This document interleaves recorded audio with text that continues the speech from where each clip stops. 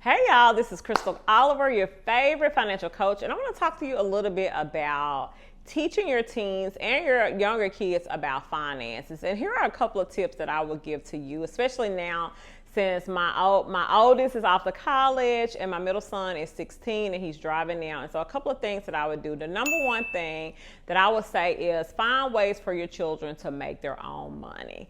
I know some of us, we cash up our kids and they need gas, they need food and all those things. But I would tell anyone, find ways, even if it's ways, if they are playing a lot of sports and they're not able to get a job, I would still find small ways around the house, around the neighborhood, within your family for them to make their own money so they understand the value of money. Number two, I will teach them how to tithe.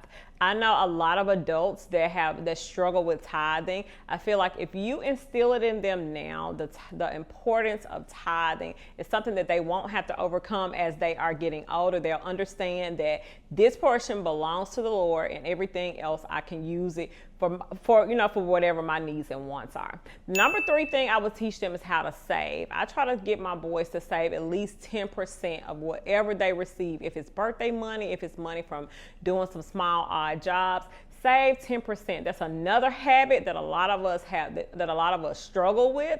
And so go ahead and teach that and instill that early so that they can have that money set aside in case of emergency. Now, number four thing I would say is focus on their needs versus their wants first. So I'm trying to make sure my kids understand, and we don't have this perfectly now, but I'm trying to make sure they understand, prioritize what their needs are. If it's transportation, if it's gas, some of those things that are necessary to make it from day to day before they start buying the things that they actually want. And then the fifth thing is bargain shop.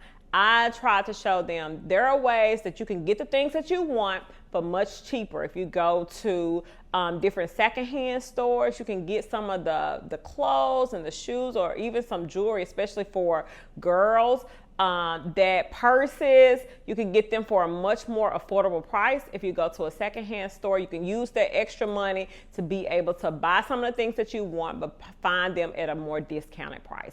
And so those are just some quick tips that I would give you, especially for teens and young adults. As you are actually teens and younger children, as you are raising your kids, teaching them some of those money habits that will carry them for a lifetime. All right. Thank you so much. Bye.